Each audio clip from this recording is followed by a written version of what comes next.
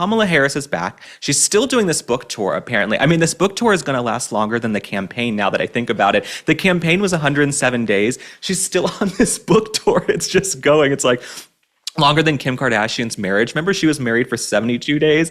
I feel like Kamala's in competition with her. She's like, what can I do that's close to that? So she's still on this book tour, I guess 107 days. The book tour is going to be longer than the actual campaign, but she's going out on stage and she's proclaiming this was the closest and tightest election in American history.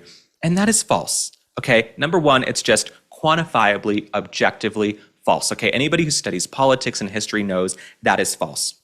Second of all, it's just ridiculous to be a sore loser. Okay, if you ain't first, you're last. Kamala Harris, you're going out there and you really want kudos because it was maybe a close election in some counties. I don't think it was, but she just keeps saying this is the tightest election. At least she knows something is tight because the rumors I hear around San Francisco, not much else is tight around her. So Kamala Harris, she says it's the tightest election in history. It's a bunch of BS. It's a bunch of lies, but maybe it's like propaganda. It's almost like, sort of like World War II kind of propaganda where she thinks if she goes out there and she repeats something time and time again, it'll become gospel. It'll become fact. But let's look at this clip. Let's take a look at her saying it's the closest election in American history.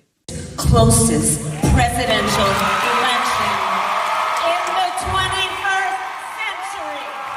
He does not have a mandate. It is not a mandate. It is not a mandate.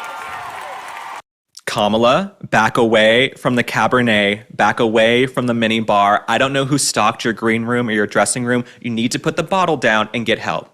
You really need to get help because two things, both outcomes are bad.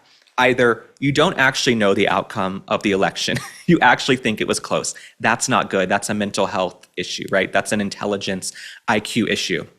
Second outcome, you know you are lying and you are going out there and selling a lie so boldly. So both outcomes are bad for your political career and your political future if you want one.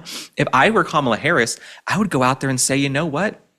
It wasn't that close. We're going to learn. We're going to try to come more to the middle and be common sense. But that's not what the Democrats are going to do.